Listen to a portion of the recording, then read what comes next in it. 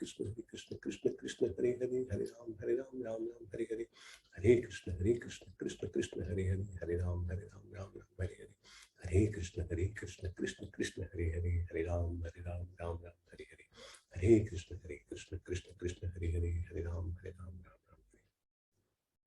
श्रीला प्रभुपाद की जय। Thank you very much. તમારા બધાનો ખૂબ ખૂબ આભાર વિડિયો ઓન રાખીને માળા કરવા માટે। અને આજે as good as we are 15 people, 15 જણાએ માળા કરી છે વિડિયો ચાલુ રાખીને। So thank you very much. Disha Mataji હતા વિડિયો ચાલુ રાખીને કરવામાં, જલ્પા માતાજી, દીક્ષિતા માતાજી, કોકિલા માતાજી, જયશ્રી માતાજી, બધાએ વિડિયો ચાલુ રાખીને જપ કર્યા છે।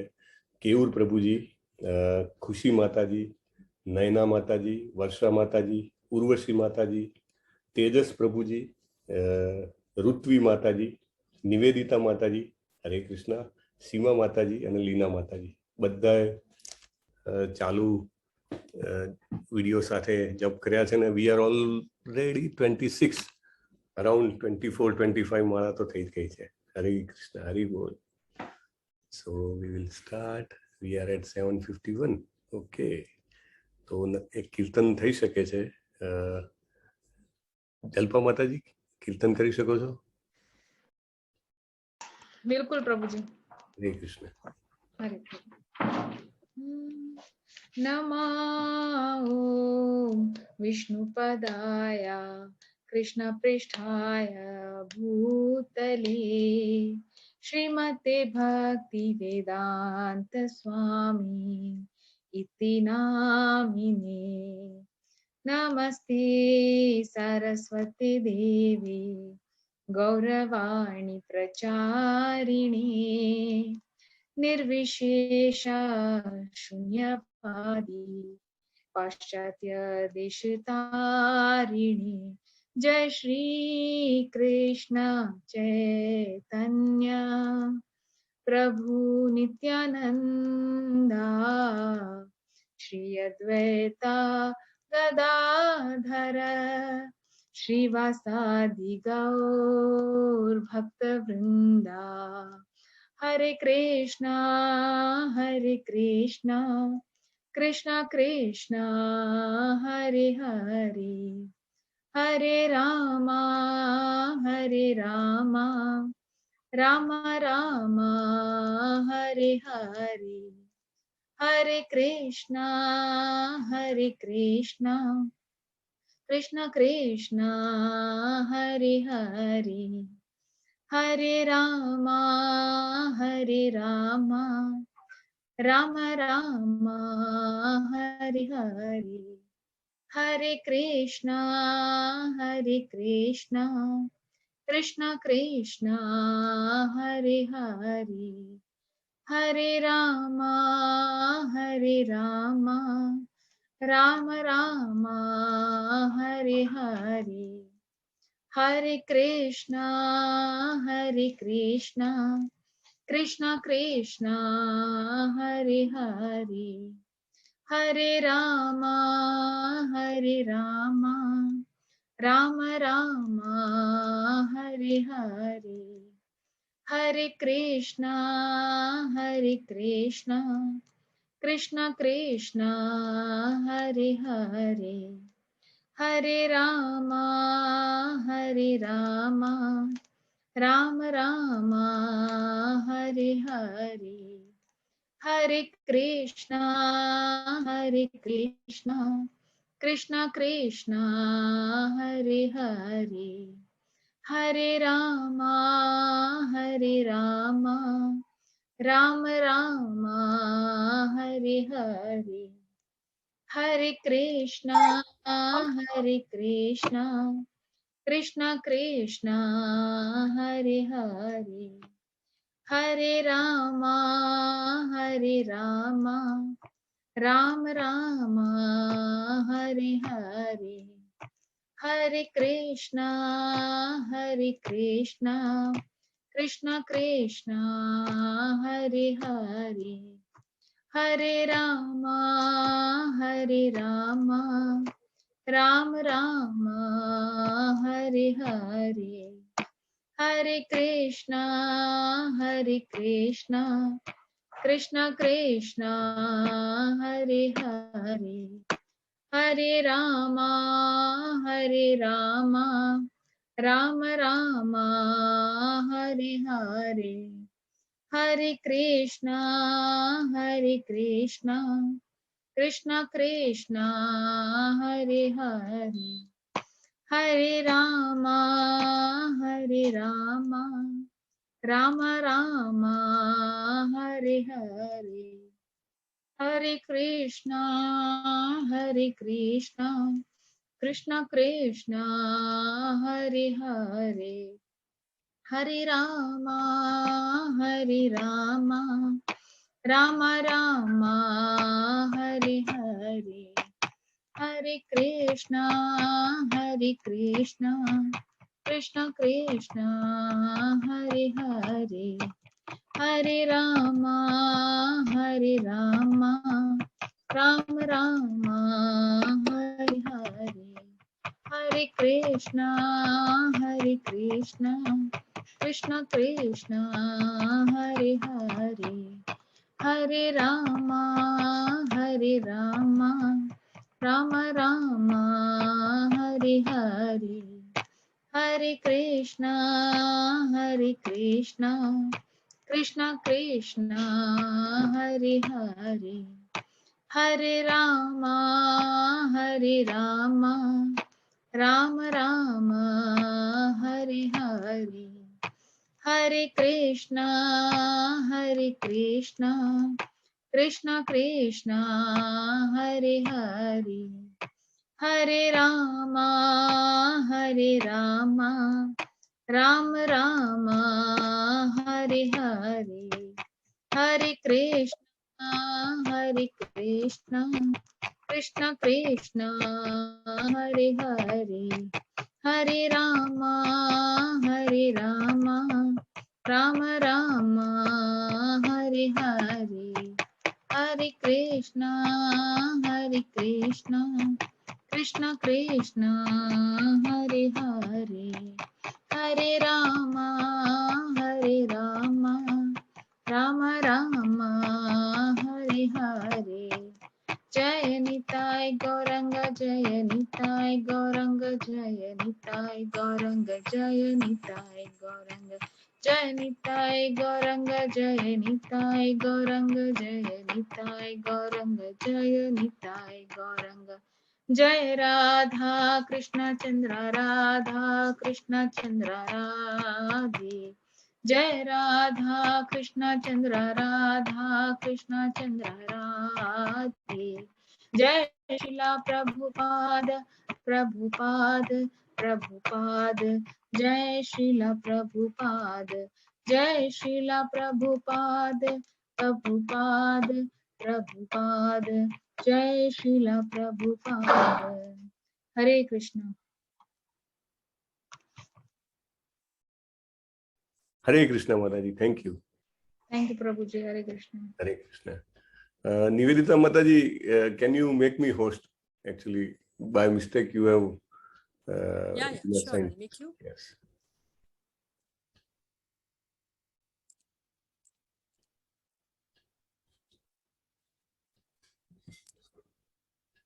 Yeah, Okay. I made it, huh? Thank you, Mataji. It has happened. Is my screen visible? Yes. Visible. Yes, visible. Yes, visible. Prabhuji. Thanks.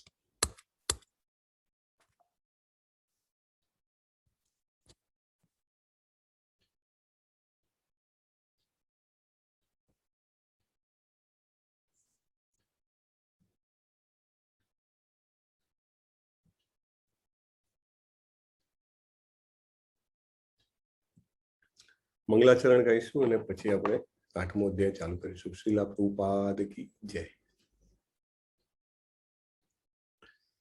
ओम अज्ञानतिमिरान्धस्य ज्ञानाञ्जनशलाकया चक्षुरुन्मिलितं येन तस्मै श्रीगुरुवे नमः.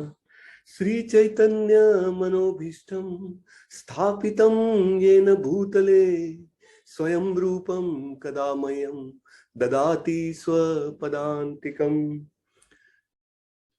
वन्देऽहं श्रीगुरुं श्रीयुतं पदकमलं श्रीगुरुं वैष्णवांश्च श्रीरूपं साग्रजातं सगण रघुनाथान्वितं तान् सजीवं साद्वैतं सावधूतं परिजनसहितं कृष्ण चैतन्य देव श्री राधा कृष्ण पादान् सहगण ललितान् श्री विशाखांश्च। हे कृष्ण करुणा सिंधु दीनबंधो जगतपते गोपेश गोपिका कांत राधा कांत नमोस्तुते। तप्त कांचन गौरांगी राधे वृंदावनेश्वरी वृषभानुसुते देवी प्रणमामि हरिप्रिये। वाञ्छा कल्पतरुभ्यश्च कृपा सिन्धुभ्य एव च पतितानां पावनेभ्यो वैष्णवेभ्यो नमो नमः।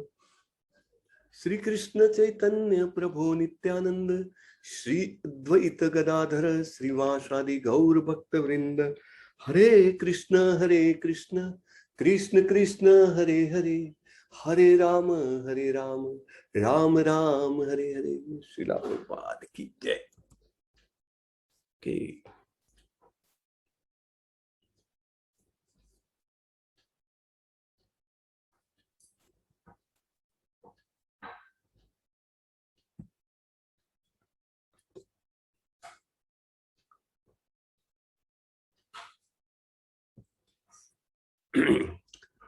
હરે કૃષ્ણ.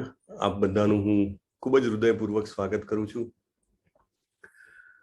8મો દિવસ છે આજે. એકચ્યુઅલી તો કાલે જ 8મો અધ્યાય આવી જાત, પણ અનિવાર્ય સંજોગોને કારણે ક્લાસ ન થઈ શક્યો. હું આપના બધાની ક્ષમા યાચું છું અને મને ચોક્કસ ખાતરી છે કે તમે એક રાઉન્ડ માળા કરી હશે. જે મેસેજ સર્ક્યુલેટ થયો હતો એમાં બી ખાસ રિક્વેસ્ટ કરી હતી.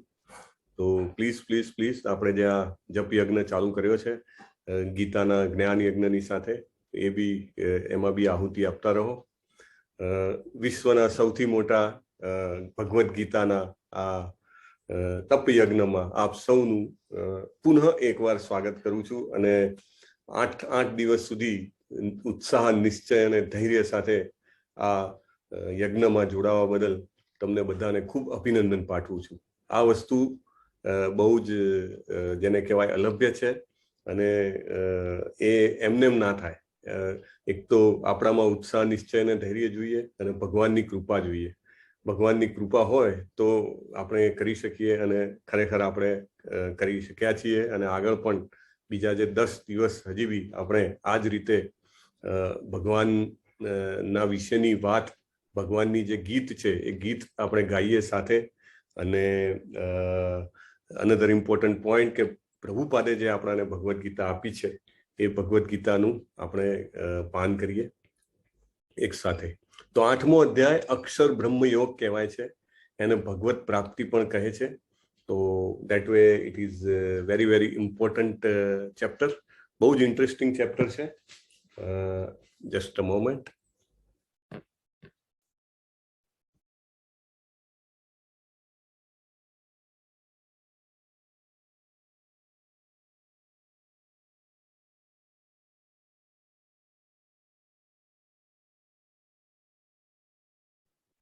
સો 7મા અધ્યાય પછી ગીતાનું જે ક્રીમ છે ને એ ચાલુ થાય છે. ગઈકાલે આપણે વાત કરી હતી કે પહેલા 6 અધ્યાય છે એ કર્મયોગ દ્વારા ભક્તિ કેવી રીતે કરવી, ભગવાનને કેમ પ્રાપ્ત કરવા એ બતાવે છે. છેલ્લા 6 અધ્યાય છે જ્ઞાન યોગ દ્વારા કેમ પ્રાપ્ત કરવા ભગવાનને એ બતાવે છે. વચ્ચેના 6 અધ્યાય એ પ્યોર ડિવોશનલ સર્વિસ જેને કહેવાય ને, શુદ્ધ ભક્તિ યુક્ત સેવા, એ વસ્તુ છે. તો એટલા માટે આનું બહુ જ મહત્વ છે. કોઈ પણ ઇમ્પોર્ટન્ટ વસ્તુ હોય તો આપણે કેવી રીતે કવરની અંદર મૂકીએ કે ઉપર એક કવર હોય, નીચે એક કવર હોય ને વચ્ચે જે આપણું કોઈ પણ ઘરેણું હોય કે કંઈ પણ વસ્તુ હોય રાખીએ. એક બીજું એક્ઝામ્પલ બી મેં આપ્યું હતું કે રાજાની સેના જતી હોય તો રાજાની આગળ પણ સેના હોય, રાજાની પાછળ પણ સેના હોય. એટલે કોઈ પણ બાજુથી હુમલો થાય તો રાજા રક્ષાયેલો રહે. અને જે મેઇન ઓથોરિટી છે, મેઇન પાવર છે, એ હંમેશા સેન્ટરમાં રહેવાનો. તો that is what the case in Bhagavad Gita also. ભગવાને જે મેઇન ચર્નિંગ કરેલું બટર છે એ બટર એકદમ સેન્ટરમાં રાખ્યું છે. અને ગઈકાલનો અધ્યાય આપણે જોયો જ છે, ખૂબ જ જેને કહેવાય કે અદ્ભુત જ્ઞાન અને અદ્ભુત ભક્તિ પ્રદાન કરનારો આ અધ્યાય છે. તો એ જે અધ્યાય હતો એ અધ્યાયમાં આપણે જે જોયું એની સાથે આગળના જે અધ્યાય છે એનું બી એક નાનું રિકેપ કરી લેવું જરૂરી છે, કારણ કે ધેટ હેલ્પ્સ ટુ કનેક્ટ. કારણ કે ભગવદ્ ગીતા જ્યારે ગવાઈ ને તો આખી એક જ રાગમાં ગવાઈ હતી. પછી જે મુમુક્ષુઓ ભગવાનના ભક્તો હતા એને અધ્યાયમાં વહેંચી આપ્યા, જેથી કરીને આપણને ડાયજેસ્ટ કરવામાં, કોન્સેપ્ટ ઇન્ટરનલાઇઝ કરવામાં ઇઝી રહે. અને જેવી રીતે હું પહેલા જ અધ્યાયથી કહેતો આવ્યો છું કે પ્લીઝ ડોન્ટ ફીલ કે ક્યાંય તમને એવું લાગે કે આ કનેક્ટ નથી થતું, કે આનું પ્રેક્ટિકલ એપ્લિકેશન શું છે, તો please ask the question. You can ask the question in the forum also, જ્યારે આપણો ડિસ્કોર્સ પૂરો થાય પછી, અથવા તમને જો બધાને વચ્ચે ન પૂછવું હોય તો મારું ઈમેલ આઈડી પણ ગ્રુપમાં આપેલું છે. એ ઈમેલ આઈડી ઉપર પણ તમે પ્રશ્ન લખીને મોકલી શકો છો, અને I will try to answer as early as possible અને to the best of my ability. એટલે આમાં શું છે કે આખું જે આ ભક્તિનું સાયન્સ છે ને, એનું જે આ વિજ્ઞાન છે એ આખું પર્સનલ ટચ ઉપર લાગેલું છે. એટલે ભગવાન પોતે પર્સનલ રૂપમાં છે, બરાબર, અને એમની સાથે દરેક વ્યક્તિનો, તમારો મારો દરેક વ્યક્તિનો એક પર્સનલ કનેક્શન છે, પર્સનલ જેને કહેવાય ને કે ભાવ છે. જેવી રીતે આપણે 5 મુખ્ય ભાવની વાત કરીએ છીએ ને, કોઈનો વાત્સલ્ય ભાવ હોય, કોઈનો માધુર્ય ભાવ હોય, કોઈનો સાખ્ય ભાવ હોય, કોઈનો શાંત ભાવ હોય, કોઈનો દાસ્ય ભાવ હોય, બધાના અલગ અલગ ભાવે કનેક્શન હોય. તો દરેકનું પર્સનલાઇઝ કનેક્શન છે. એવી રીતે આપણે ભગવદ્ ગીતા જો શીખવી હોય, જો જાણવી હોય, તો આપણે પ્રભુપાદ સાથે, આપણે પ્રભુપાદની ગીતા સાથે એક પર્સનલ કનેક્શન બનાવવું પડે. એ આપણે વાંચીએ ત્યારે આપણે એવું જ માનવાનું કે પ્રભુપાદ જ બોલી રહ્યા છે, જ્યારે બી વાંચીએ ત્યારે. અને ખરેખર એવું લાગે જ છે, મેં તમને નતું કીધું, એમનું હૃદય આમ ધપ ધપ ધપ ધપ હરે કૃષ્ણ થતું હોય એવું લાગે, લાઈને એવું લાગે આપણને. એ રીતે કનેક્શન બનાવવાનું છે. આપણે પણ જ્યારે આપણે બધા ભક્તો ભેગા મળીને સાથે કરતા હોઈએ તો યુ શુડ, તમે એક પર્સનલ ટચ હોય એ રીતે તમે કરો તો તમને એકદમ ઇન્ટરનલાઇઝ થાય. ક્લાસમાં બી કે એમાં હોય, છોકરો એવું કે મને એ નહીં બી ક્લાસમાં મૂકો, કેમ તો કે બીમાં ફ્રેન્ડ્સ વધારે છે, મારા સર છે, ક્લાસ ટીચર મારા ઓળખીતા છે. એટલે એ રીતે એક પર્સનલ ટચ હોય તો એના લીધે જ્ઞાન પ્રાપ્ત કરવું, જ્ઞાન ટકાવી રાખવું અને જ્ઞાનનો પ્રેક્ટિકલ લાઈફમાં યુઝ કરવો એ બધું ઇઝી થઈ પડે. એના માટે આ વસ્તુ બહુ જરૂરી છે, બરાબર. તો please keep that in mind. પહેલા અધ્યાયમાં આપણે જોયું કે ભગવાન અર્જુનની બાજુ છે, પાંડવોની બાજુ છે, એટલા માટે પાંડવોનો વિજય નક્કી છે, રાઈટ. અને આપણે આ ભગવદ્ ગીતાના જ્ઞાન યજ્ઞમાં આવ્યા છીએ અને આ રીતે કન્ટિન્યુઅસ એમાં આહુતિ આપી રહ્યા છીએ. ભગવાન આપણી સાથે પણ છે અને આપણે પણ આ સંસાર રૂપી જે યુદ્ધ છે એમાંથી વિજયી બનીને બહાર નીકળીએ, એવી આપણે અભ્યર્થના રાખવી જોઈએ. બીજો પોઈન્ટ છે, ભગવાન અચ્યુત છે, ક્યારેય ડગતા નથી. એના કામમાં આપણો વિશ્વાસ ડગાવવો નહીં. ઘણા બધા આપણે ક્વેશ્ચન આન્સર્સમાં બી જોયું, ઘણા બધા આપણામાંથી જ એવા છે કે જે ઘણા વર્ષોથી ભગવાનની અતૂટ ભક્તિ કરી રહ્યા છીએ. એટલે ભગવાન ભક્તના કામે 1 મિનિટ પણ મોડું નથી કરતા, સમયથી વહેલા આવીને ઉભા રહે છે. ત્રીજો પોઈન્ટ છે કે ભગવાન જે છે ભક્તની સેવા કરવામાં અત્યંત આનંદ અનુભવે છે, લાઈક અર્જુનના સારથી બન્યા છે. તો એ એક મોટી વાત છે. ભગવાન પોતે બધું જ કરી શકતા હતા, એકલા હાથે ખાલી કશું કર્યા વગર બધા કૌરવોને મારી શકતા હતા, પણ એમને યશ કોને આપ્યો? એમના ભક્તને આપ્યો. ઇતિહાસમાં કેટલી બધી વાતો છે, ઘટનાઓ છે કે ભગવાન પોતાના ભક્તને મહાન કરવા માટે બહુ જ ઉત્સાહિત હોય છે. આપણે આજે પણ એવી એકાદ બે બીજી વાત જોઈશું. બીજા અધ્યાયમાં શું કીધું કે ભક્તિ જે છે એ ક્યારેય નાશ નથી પામતી. સ્વલ્પમપ્યસ્ય ધર્મ છે, થોડુંક પણ, even a small effort if you do that goes into account. Plus થતા જ રહે છે. ક્યારેય ભલે વચ્ચે ગેપ પડે અથવા તમારો સમજો નેક્સ્ટ જન્મમાં જાઓ તો બી એ પ્લસ જે છે એ સાથે જ રહે છે. અહીંયા દુનિયાના જ્ઞાન જેવું નથી કે તમે થોડા ટાઈમ થયા પછી ભૂલી જાઓ, અથવા તો મૃત્યુ થાય પછી ભલે અહીંયા PhD ગમે તે કર્યું હોય, ડોક્ટરેટ થયું હોય, પણ તો બી નેક્સ્ટ જન્મ ફરીથી જ ચાલુ કરવાનું. 1 1 જા 1 2 1 2 જા 2 પહેલેથી ચાલુ કરવું પડે. એવું આમાં નથી. સ્વલ્પમપ્યસ્ય ધર્મ છે. તમે આ રીતે જે એક અવર્સ અંદર આહુતિ હોમી રહ્યા છો, everything counts, right. Next point, ભક્ત જે છે એના પર્પસમાં કેવો હોય છે? એકદમ નિશ્ચય વાળો, વ્યવસાયાત્મિકા બુદ્ધિ. એટલે જેવી રીતે તમે એકદમ, આજે બધાને કંઈ બી કામ હશે, આજે 41 42 જણા છે, દરેક જણ કોઈને કોઈ કામમાં વ્યસ્ત હોય છે. દરેકને કોઈની ઘરની જવાબદારી, કોઈને ઓફિસની જવાબદારી, કોઈને સમાજની જવાબદારી, કોઈને દેશની જવાબદારી, બધાને હોય છે. એમાં બધામાંથી એક નિશ્ચય કરીને કે નહીં, મારે આ જે યજ્ઞ છે એમાં જવું જ છે, તો એ એક નિશ્ચય છે, એ ભક્તિ થવાથી વધે. અને જેટલો નિશ્ચય વધે એટલો આપણો સાંસારિક કાર્યોમાં બી તમે જુઓ તો આપણું ડિસિઝન મેકિંગ છે કે આપણું વિઝન છે એ બધું જ એનલાર્જ થતું જાય. એ ભક્તના લક્ષણ છે. ત્રીજો પોઈન્ટ, ભક્તિ જે છે એ જે 3 ગુણો છે, સત્વગુણ, રજોગુણ, તમોગુણ, એનાથી ઉપર છે. એટલે આપણે હંમેશા મોટા ભાગે રજોગુણ તમોગુણમાં કામ કરતા હોઈએ, પણ જેવી આપણે ભક્તિના માર્ગમાં આગળ વધીએ એમ શું થાય કે આપણે રજો તમોમાંથી ઉપર આવતા હોઈએ એવું આપણને સ્વાભાવિક લાગે. કારણ કે આપણે સત્વ માટે ટ્રાય નથી કરતા, આપણે સત્વથી ઉપરની વસ્તુ ટ્રાન્સેન્ડેન્ટલ જે છે ભક્તિ એના માટે આપણે ટ્રાય કરી રહ્યા છીએ. એટલે સત્વ તો બહુ જ સામાન્ય થઈ જાય. સત્વ પણ આખરે તો એક ચેન જ છે, ભગવાન કહે છે. તો એમાંથી બી આપણે પાર નીકળી શકીએ. અને ભગવાન શું કહે છે? તાની સર્વાણી સંયમ્ય, કે કોઈ પણ ઇન્દ્રિયોનો કંટ્રોલ કે મનનો કંટ્રોલ કરવો હોય તો એ એમને શક્ય નહીં બને જ્યાં સુધી આપણે ભક્તિ નહીં કરીએ. નહીં તો અચ્છા લોકો, વિશ્વામિત્ર જેવા મુનિ છે, કે તમે ઇતિહાસમાં હજારો દાખલા છે કે જેની પડતી થઈ છે, રાઈટ? પણ કેમ પડતી થઈ છે? કે ભગવાન સાથે પ્રેમથી કનેક્ટેડ નથી. તમે જેટલા ભગવાન સાથે પ્રેમથી કનેક્ટ થતા જાઓ, જેટલું ભગવદ્ ગીતાનું આપણે વાંચન કરીએ, જેટલું આપણે એને સાંભળીએ, શ્રવણમ, કાલે ભગવાને પહેલા જ શ્લોકમાં, ગઈકાલે 7મા અધ્યાયમાં, ગઈકાલે નહીં પરમ દિવસે 7મા અધ્યાયમાં પહેલા શ્લોકમાં જ કીધું હતું, તત્સૃણુ, સાંભળવાનું બહુ જ મહત્વ છે. ભક્તિની શરૂઆતમાં શ્રવણમ પહેલો શબ્દ છે, પછી બાકીના બધા સ્ટેપ આવે છે. તો એ સાંભળવું, અને સાંભળવું એટલે આપણે જપ કરતા હોઈએ ત્યારે સાંભળવું, એ બી ઇમ્પોર્ટન્ટ છે. આપણા પોતાના જે અવાજ છે, શબ્દો છે, એની આહુતિ આપણા કાનમાં જવી જોઈએ. કાન જાણે કે હવન્યું છે એવી રીતે આહુતિ જાય અંદર.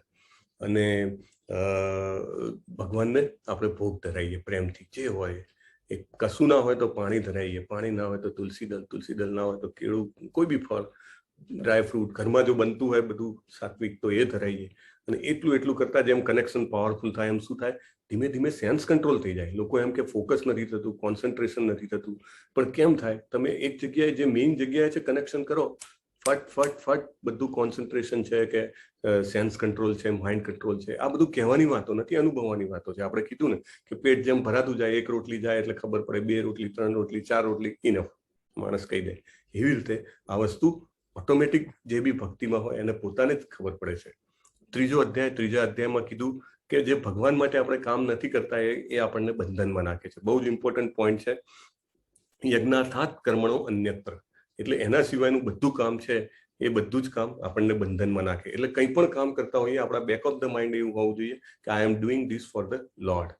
એટલે એને યાદ કરતા રહેવાનું. કાં તો તમને એવું હોવું જોઈએ કે આ કામ પૂરું થાય પછી મારે ભગવાન માટે આમ કરવાનું છે, રાઈટ? ભગવાનને ભોગ ધરાવવાનો છે, ઘરે જવું તો મારે માળા કરવાની છે, ઘરે જવું તો મારે ગીતા વાંચવાની છે, ગીતા સાંભળવાની છે. આ બધું બેક ઓફ ધ માઇન્ડ ચાલતું હોય. દાખલા તરીકે તમે આખો દિવસ આજે કામ કરતા હશો, તમારા માઇન્ડમાં એમ હોય કે ભાઈ 7:30 થાય એટલે મારે કનેક્ટ થવાનું છે. 25 જણા આજે જપ યજ્ઞમાં આવી ગયા.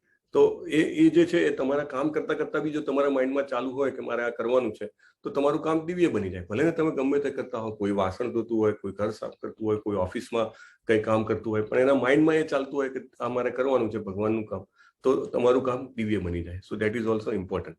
ચોથા અધ્યાયમાં શું કીધું? ભગવાન જે છે એમના જન્મ અને કર્મ છે એ દિવ્ય છે. અને એ આપણને કેવી રીતે ખબર પડે? ખાલી ભક્તિથી જ ખબર પડે.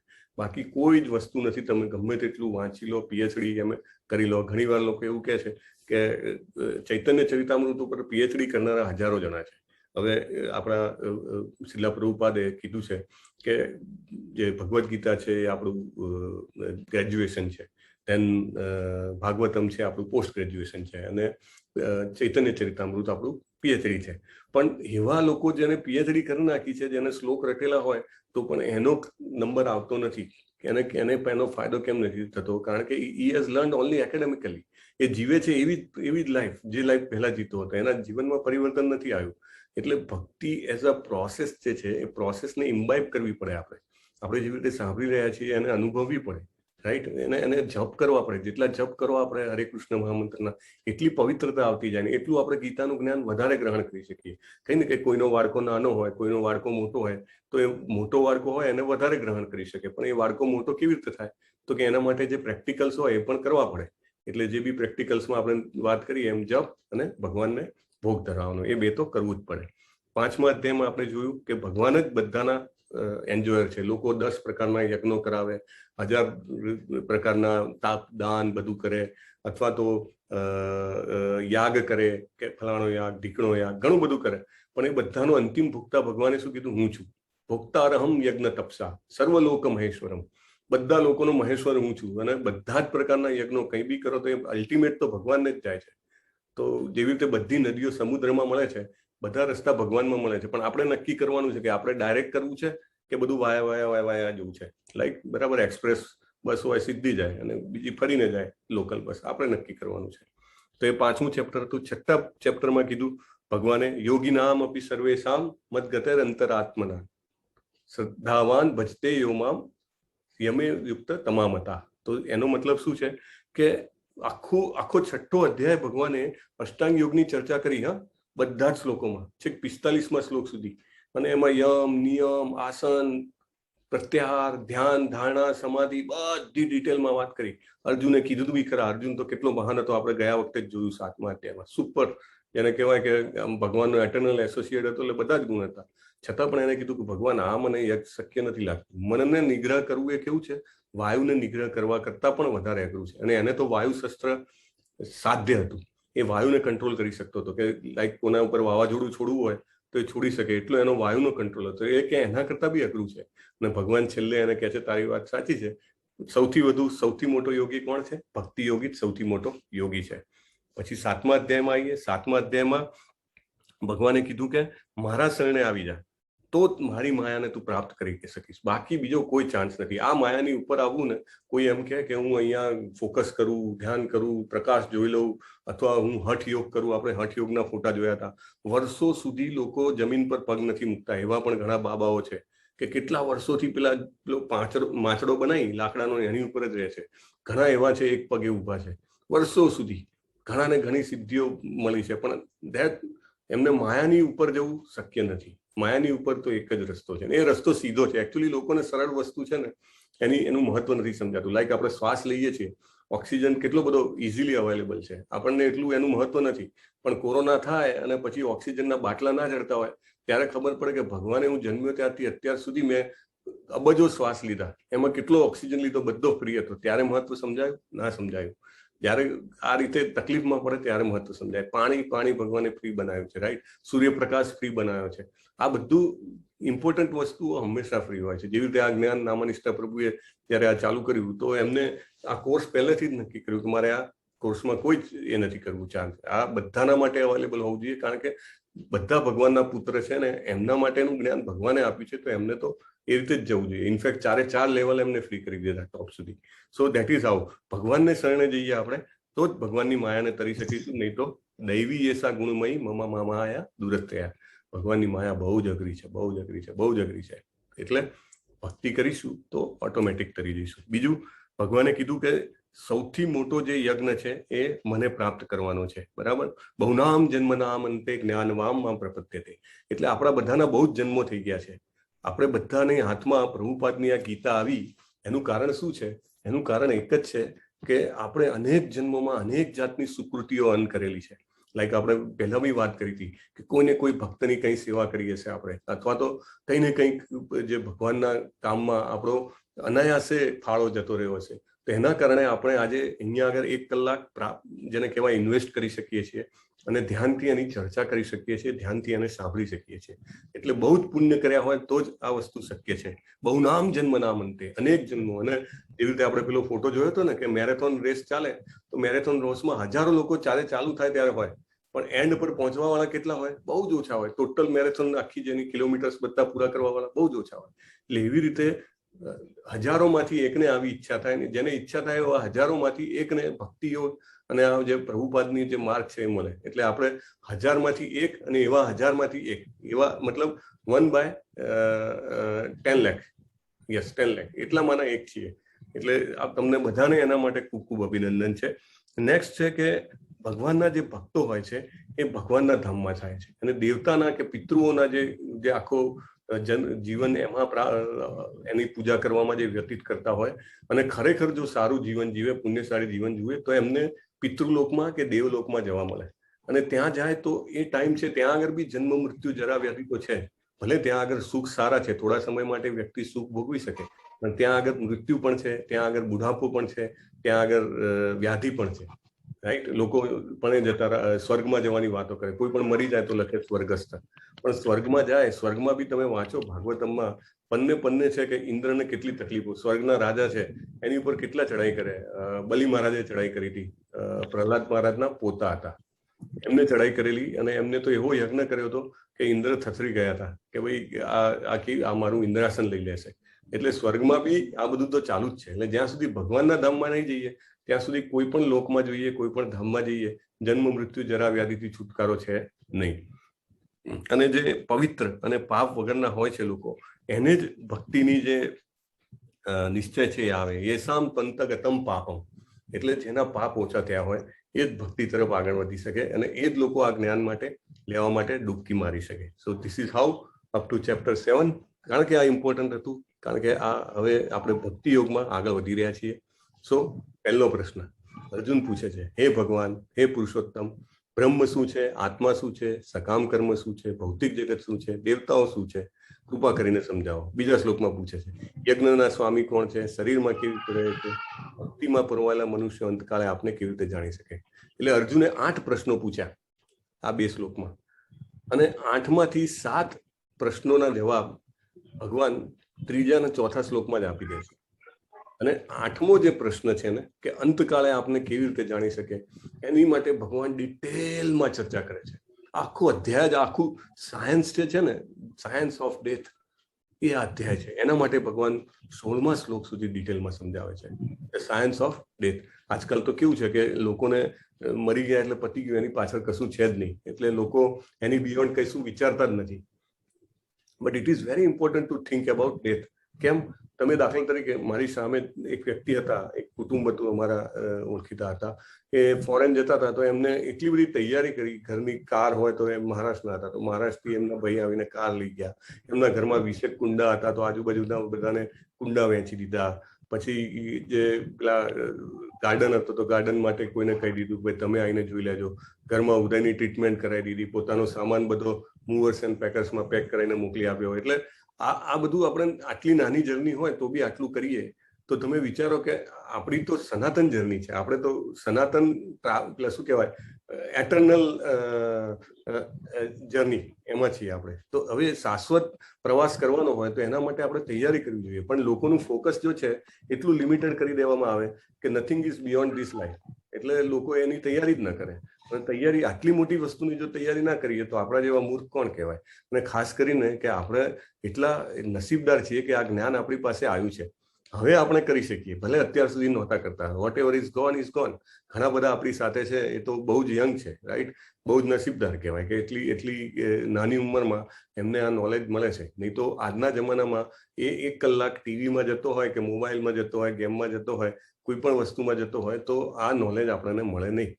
એટલે ઇટ ઇઝ વેરી વેરી, જેને કહેવાય ને, પ્રેસિયસ થિંગ. આપણા કુટુંબમાં એવું વાતાવરણ હોય, આપણને ભગવાનની કૃપાથી એવું સંજોગ મળ્યા હોય કે આપણે કનેક્ટ થઈ શકીએ, ત્યારે જ આ વસ્તુ થાય. એટલે આ બહુ જ ઇમ્પોર્ટન્ટ છે, સાયન્સ ઓફ ડેથ. ઓકે, તો અર્જુને જે 8 પ્રશ્નો પૂછ્યા એનું એક આવું ટેબલ બનાવી દીધું જેથી સમજવામાં સરળતા રહે. તો જેવી રીતે અર્જુને પૂછ્યું બ્રહ્મ એટલે શું, કારણ કે આ બધા પ્રશ્નો કેમાંથી આવ્યા, તમે આગલા અધ્યાય જોશો ને તેના છેલ્લા શ્લોકોમાં ભગવાને આ બધું આ શબ્દો યુઝ કર્યા છે. એટલે અર્જુન છે ને એ બહુ આપણા માટે કામ કરે છે. અર્જુનને પોતાને ભગવાને માયામાં નાખ્યો જેથી કરીને આપણે બધાને 5,500 વર્ષ પછી પણ આ જ્ઞાન મળી રહે. એટલે તરત જ અર્જુન આ પોઈન્ટ પકડી અને પૂછે, એટલે પછી નેક્સ્ટ અધ્યાય ચાલુ થાય. દરેક અધ્યાયના એન્ડમાં જુઓ ભગવાનનો જે શબ્દ હોય, ભગવાનનું જે વાક્ય હોય, અર્જુને પકડી લે, અને એના કારણે આપણને આખો કર્મયોગ મળે, એના કારણે આખો અષ્ટાંગ યોગ મળે, એના કારણે આખો જ્ઞાન યોગ મળે. ઇવન ડાયટ પ્લાન, શું ખાવું શું ના ખાવું, બધું જ આવશે આગળ આપણને. આપણને આશ્ચર્ય થાય કે ખરેખર આવું આટલું ઝીણવટમાં પૂછવાનો મતલબ શું? તો એ જ મતલબ છે કે જેથી આપણને બધાને ખબર પડે. Gita contains every science, I mean everything. તમે કંઈ બી વિચારો, એસ્ટ્રોનોમીથી માંડીને સાયકોલોજી સુધી બધું જ આવી જાય. તો બ્રહ્મ શું છે? તો જીવ જે છે, અવિનાશી જીવિત અસ્તિત્વ, એને બ્રહ્મ કીધો છે. એક બ્રહ્મ છે જે ભગવાનની જે જ્યોતિ છે એને બી બ્રહ્મ કહે છે, અને બીજો જે આ કોન્ટેક્સ્ટ ચાલતો હતો જેના રેફરન્સમાં ભગવાને શબ્દ યુઝ કર્યો એમાં એને જીવ કીધો છે. અધ્યાત્મ શું છે? તો જીવનો સ્વભાવ અથવા જીવ સ્વયં જે છે શરીરનો નિયંત્રક, એને આધ્યાત્મ કીધો છે. કર્મ શું છે? તો જે ભૌતિક શરીર તરફ દોરી જાય એ કર્મ. જ્યાં સુધી કર્મ કરતા રહીએ ત્યાં સુધી શરીર લેવું પડે, નવું. અને જો આપણી ભક્તિ આપણે સારી રીતે કરીએ, કે આપણે માળા કરીએ પ્રભુપાદે કીધું છે એમ પ્રમાણે ધ્યાનથી, તો એવું બને કે આપણને તરત જ મૃત્યુ પછી દિવ્ય શરીર મળી શકે, જેની ચર્ચા આપણે પહેલા પણ કરી હતી અને આ અધ્યાયમાં પણ કરશું. કર્મ શું છે એ જોયું, અધિભૂત શું છે ભૌતિક પ્રકૃતિ, અધિદેવ શું છે વિશ્વરૂપ જેમાં બધા દેવતાઓ સામેલ છે, અધિયજ્ઞ શું છે પરમાત્માને કહે છે જે આપણી સાથે આપણા હૃદયમાં રહેલો છે. તમને કંઈ ખ્યાલ ના આવે ને તો ડોન્ટ વરી, હા આ બધું જ ફર્ધર આખું બધું ડિટેલ આઉટ થવાનું જ છે. એટલે એવું નહીં વાંચવાનું આ ઉપરથી જાય છે તો આને આ કેવી રીતે કનેક્ટ કરવું, દેન ફોકસ જતું રહે, એવું નહીં કરવાનું. જસ્ટ ટ્રાય ટુ અન્ડરસ્ટેન્ડ કે ટેમ્પરરી કંઈક નવો જેને કહેવાય ને કે આઈડિયા આપણા ઉપર થ્રો કરે છે, we just try to get it will be realise. આ બધું રિયલાઇઝેશન છે, એવું નથી કે વાંચવાથી કે એમ જ કરવાથી આવી જાય. ઓટોમેટિકલી અંદર આપણને જ્ઞાન થતું રહે ને આગળ બી અર્જુન આપણા માટે પૂછવાના જ છે. અધિયજ્ઞ એટલે સૌના હૃદયમાં. મૃત્યુ સમયે કૃષ્ણને કેવી રીતે યાદ રાખવું, તો આજીવન અભ્યાસ કરવો, ભગવાને આમ કીધું.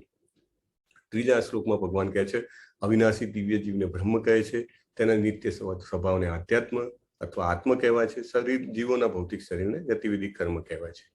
અને અવિનાશી તથા દિવ્ય જીવને બ્રહ્મ કહે છે, નિત્ય સ્વભાવને અધ્યાત્મ આપણે જોઈ ગયા, અને ભૌતિક શરીરને ગતિવિધિને કર્મ કહે છે.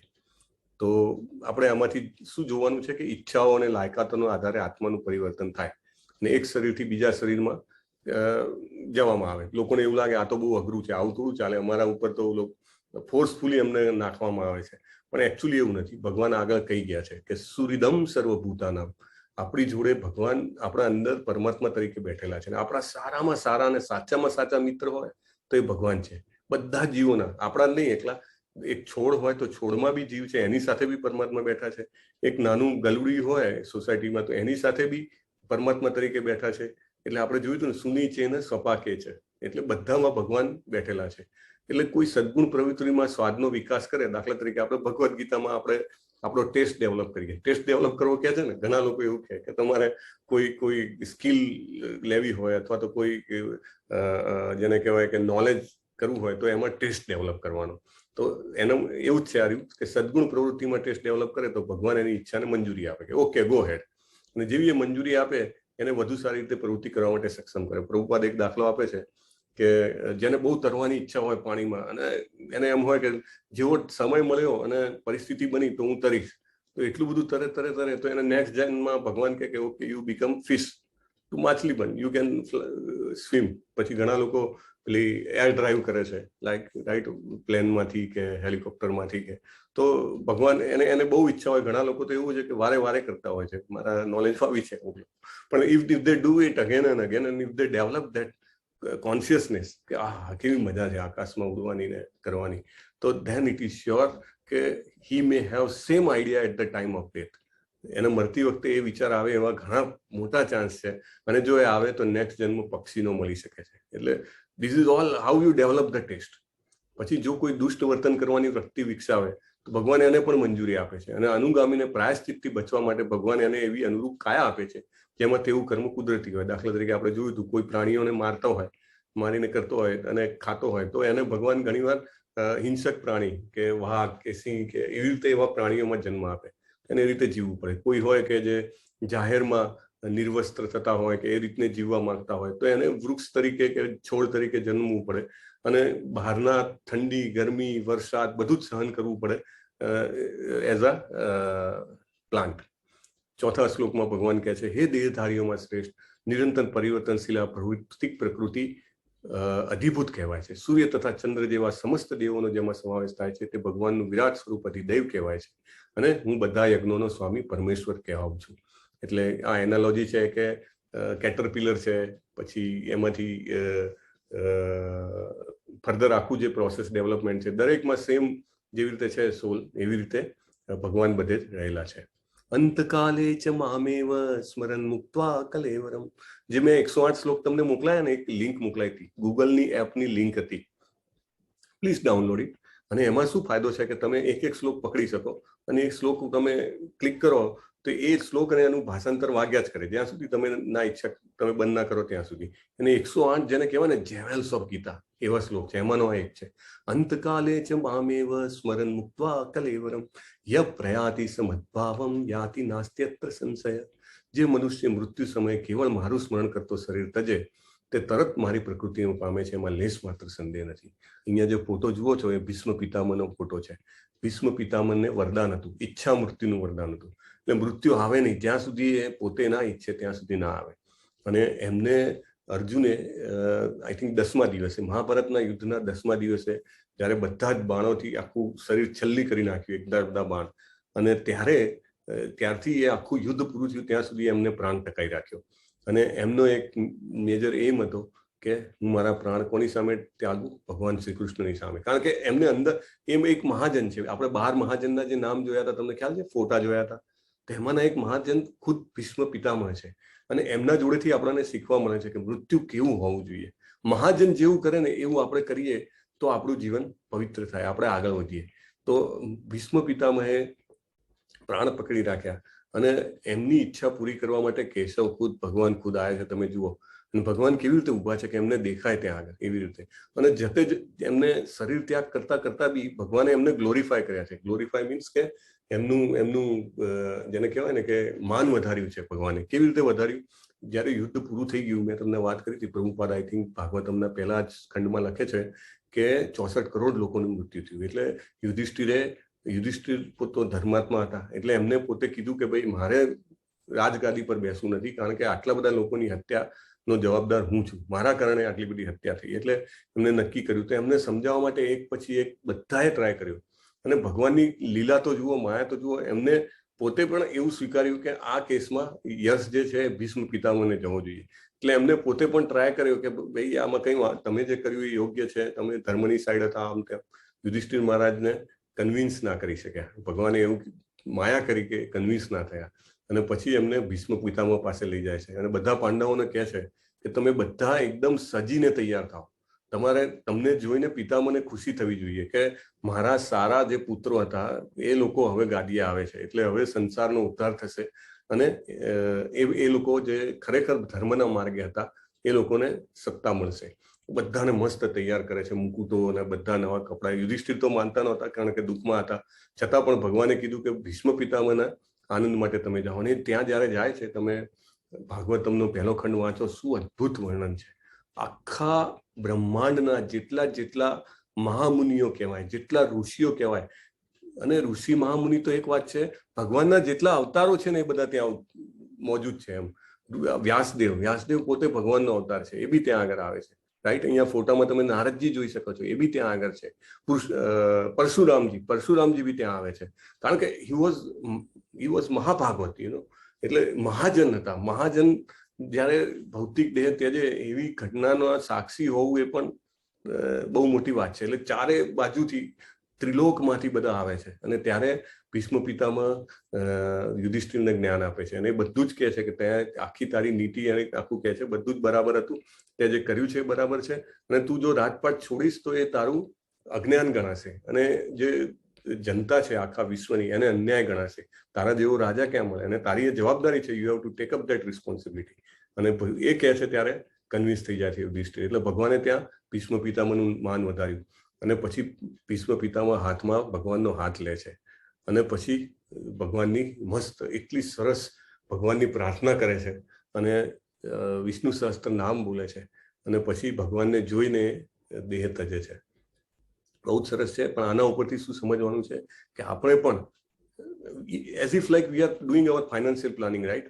આપણે આપણું પૈસાનું પ્લાનિંગ કરતા હોઈએ છીએ, આપણે આપણું ડાયટ પ્લાનિંગ કરતા હોઈએ છીએ, આપણે આપણા છોકરાઓનું એજ્યુકેશન પ્લાનિંગ કરતા હોઈએ છીએ, આપણે ક્યાંય સવારે ઉઠીએ ત્યારથી કંઈનું કંઈ પ્લાનિંગ કરતા હોઈએ છીએ. આ બધી નાની નાની વસ્તુઓનું નાની એટલા માટે કહું છું કે આપણી સામે જે જર્ની છે બહુ લાંબી છે. આપણે જોયું હતું સમયનું ચક્ર, બ્રહ્માજીના એક દિવસ, બધું આગળ આવશે, કેટલું મોટો ટાઈમ છે.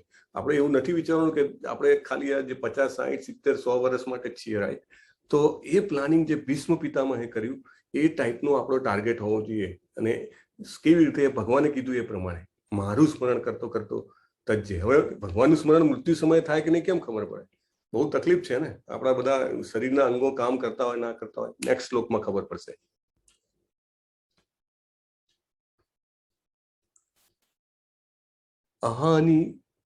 અહન્યાની ભૂતાની ગચ્છન્તિ યમલાયમ શેષા સ્થાવરમ ઈચ્છંતી કિમ આશ્ચર્યમ અત પરમ.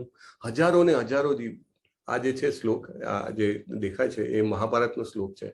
હવે આમાં આની પાછળની એક શોર્ટ સ્ટોરી એવી છે કે જ્યારે પાંડવોને વનવાસ મળ્યો હતો ત્યારે જ્યારે જંગલમાંથી જતા હોય છે ત્યારે એમને તરસ લાગે છે. એટલે કુંતી માતાને તરસ લાગે છે.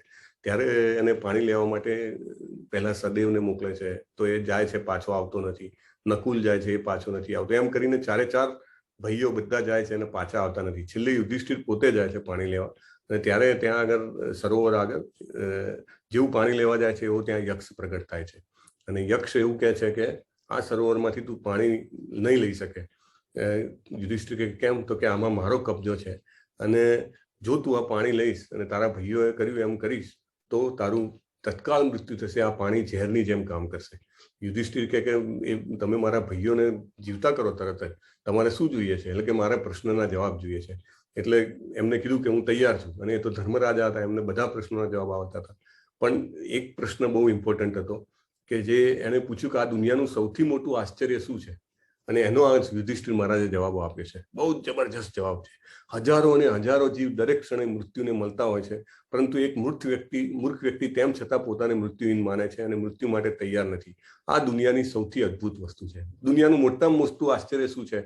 આપણી સામે હજારો લોકો મળતા હોય છે, રાઈટ? તમે રોજ પેલું ન્યૂઝપેપર વાંચો તો એમાં ઓબિચરી બેસનું જેને કહેવાય લખેલા કેટલા હોય. હમણાં જ કોરોના ગયો છે, કેટલા બધા આપણા ઓળખતા પારખતા નજીકના લોકોએ જીવ ગુમાવ્યો છે. અને ઓલરેડી આપણે બેક ઓફ ધ માઇન્ડ ખબર છે કે આપણે જન્મ્યા ત્યારથી મોટા થયા ત્યારથી કેટલા લોકો મૃત્યુ પામે છે, રાઈટ? અને ઘણી વાર તો હમણાં જ આપણે સ્મશાનમાં જઈને આવ્યા હોઈએ અને તો be in the moment we forget.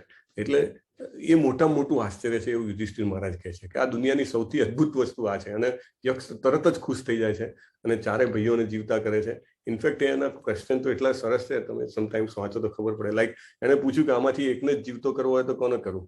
તો યુધિષ્ઠિર મહારાજ કહે છે કે સદેવને જીવતો કરો, સોરી નકુલને જીવતો કરો. કેમ? એક તો એ સૌથી નાનો છે અને બીજું કે માદ્રી માતાનો પુત્ર છે. એટલે કે કુંતી માતાનો એક હું જીવું તો કે માદ્રી માતાનો કોઈ એક જીવ. તમને ખ્યાલ હશે ને કે કુંતી અને માદ્રી જે બે છે એ પાંડુજીના પત્ની હતા, મહાન સતી હતા. એટલે કે એમનો બી એક જીવવો જોઈએ. એટલે દેટ ઓલ ક્વેશ્ચન્સ કેમ. અને આ છેલ્લો ક્વેશ્ચન હતો અને આ સાંભળીને યક્ષ બહુ ખુશ થઈ ગયો. એટલે આપણે પણ આમાંથી સાર લેવાનો છે કે આપણે રોજ મૃત્યુ જોઈએ છે, પણ આપણે હંમેશા એવું વિચારીએ છીએ કે આપણું મૃત્યુ નથી. યમ યમ વાપી સ્મરણ ભાવમ ત્યજત્યંતે કલેવરમ તમ તમ એવેતિ કૌંતેય સદા તદ્ભાવ ભાવિત. હે કુંતી પુત્ર, શરીરનો ત્યાગ કરતી વખતે મનુષ્ય જે ભાવનું સ્મરણ કરે એવા જ ભાવને તે નિશ્ચિતપણે પામે છે. આપણે આ સ્ટોરી ઓલરેડી જોઈ ગયા છે ભરત મહારાજની, કે ભરત મહારાજ એક મોટા તપસ્વી હતા અને તમે જોયું કે મૃત્યુ સમયે એમને જંગલમાં બધું છોડીને ગયા, આખા વિશ્વનું સામ્રાજ્ય છોડીને ગયા અને એક હરણ પસંદ આવી ગયું અને હરણની શોધતા ગયા અને પર્વતની તળેટી ઉપરથી પડી ગયા અને મૃત્યુ થયું અને બીજા જન્મમાં હરણ બન્યા. આખું જીવન એમને બધું જ છોડીને ભગવાન પાછળ પસાર કરવાનું વિચાર્યું, પણ અંતકાળે જો હરણ યાદ આવ્યું તો હરણ બની ગયા.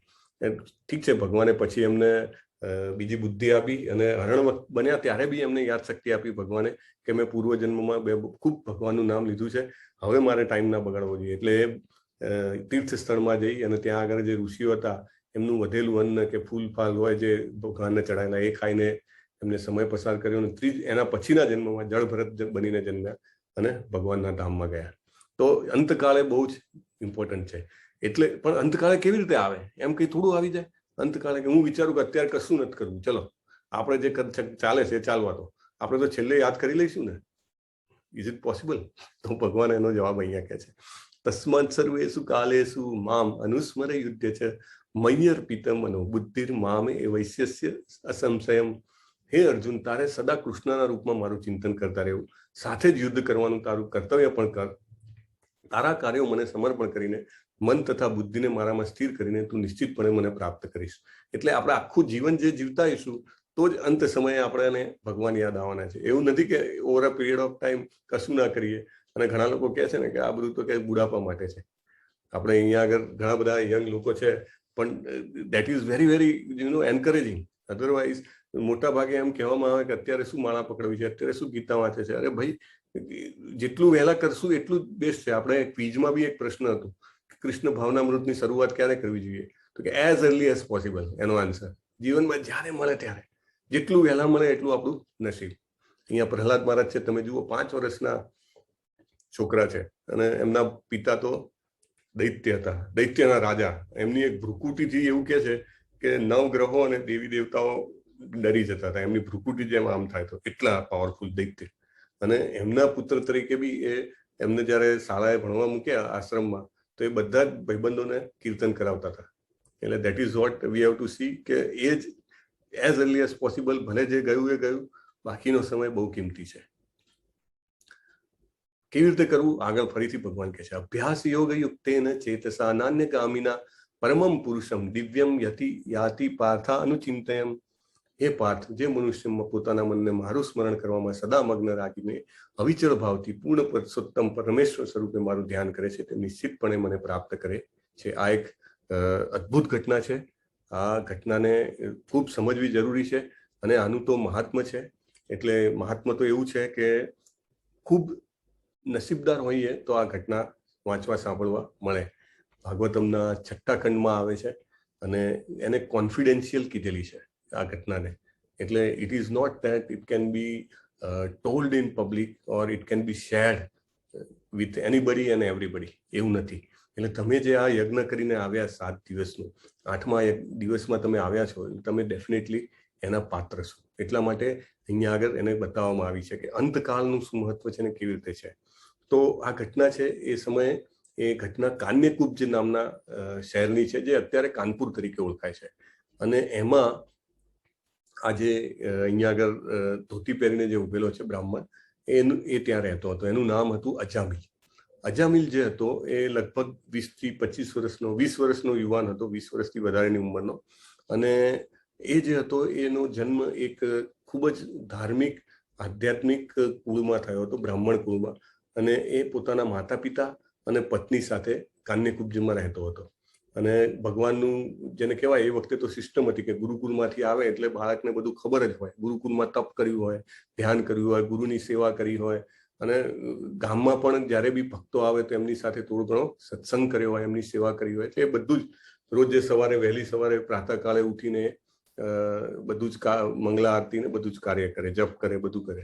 આ વ્યક્તિ, એટલે એ વખતે તો એવું હતું કે આપણી જેમ એવું નહીં કે ફૂલ જોઈતા હોય તો બજારમાં જઈને મળી જાય, 4 રસ્તે મળી જાય. તો એ વખતે તો ફૂલ જોઈતા હોય તો પ્રેક્ટિકલી તમારે જંગલમાં જઈને લઈ આવવાના. તો આ વ્યક્તિ ઘરે ભગવાનની પૂજા કરવા માટે ફૂલ, ફળ અને 2 પ્રકારના ગ્રાસ હતા. તો એ ગ્રાસ એટલે જે ઘાસ આવે, તો એ લેવા માટે જંગલમાં જાય છે. એટલે જંગલમાં જાય છે, ત્યાંથી બધું કલેક્ટ કરે છે. કલેક્ટ કરીને પાછો આવતો હોય છે તો એને અચાનક એક પુરુષનો અને સ્ત્રીનો અવાજ સંભળાય છે. એટલે એક જુગુપ્સા વશ એ થઈને એ જોવા જાય છે કે કોણ છે. તો એ જોવે છે તો એક વેશ્યા અને એક પુરુષ, બંને જણા નશામાં ધૂર્ત થઈને અને ત્યાં આગળ પ્રેમાલાપ કરતા હોય છે. અને એ જોવે છે અને તરત એને આઈડિયા આવે છે, કારણ કે એ તો ગુરુકુળમાં એમાં ભણેલો હોય એટલે એને સ્વાભાવિક છે વેદના મંત્રો યાદ આવી જાય કે આમ જોવું નહીં, આમ કરવું નહીં, પોતાના મનને કંટ્રોલમાં રાખવું. એટલે ઇમિડિયેટલી એને એ બધું યાદ આવે છે કે આ ના કરવું જોઈએ. એટલે પાછો જઈને પોતાની વસ્તુઓ કલેક્ટ કરવામાં લાગી જાય છે કે હું અહીંથી જતો રહું. પણ પછી પાછું જે પેલા જૂના સંસ્કાર હોય કોઈક, તો એ જાગી જાય. એવી રીતે પાછો એ ત્યાં આગળ જાય છે. લાય મને હું થોડીક વાર જોઈ લઉં, બાકી મારે કંઈ કામ નથી. તો એવી રીતે કરીને એ પાછો જોવા જાય છે ત્યાં આગળ. અને ત્યાં જોવે છે અને ત્યાં એનું ફસાવાનું ચાલુ થઈ જાય છે. એ જોવે છે અને એમાં જ એ જેને કહેવાય ને કે ઓતપ્રોત થઈ જાય છે. અને આ જે વ્યક્તિ અને જે પ્રોસ્ટિટ્યુટ હોય છે, એ 2 જણા એકદમ જેને કહેવાય નિર્લજ્જ બનીને જાહેરમાં જ આલિંગન અને બીજું બધું કરતા હોય છે. જે જોઈને એનો આ જે વ્યક્તિ છે અજામિલ, એ વ્યક્તિ જે છે પોતાનું બધું જ જે ભાથું બનાવ્યું હતું એને અત્યાર સુધીનું, એ ભાથું બાજુએ મૂકી દે છે. એને એવું થાય છે કે આ જે સ્ત્રી છે, વેશ્યા છે, એ ખૂબ સુંદર છે. અને આ જે વ્યક્તિ છે ખાલી પૈસા આપીને જો એની સાથે રમણ કરી શકતો હોય તો શા માટે હું ના કરી શકું. અને પછી એ બધું ભેગું કરીને ઘરે જાય છે, પણ એના મગજમાં તો એ જ ચાલ્યા કરે છે. કેટલા દિવસ સુધી ચાલે છે. પછી એ નક્કી કરે છે કે ના, મારે એ સ્ત્રી જોઈએ જ છે.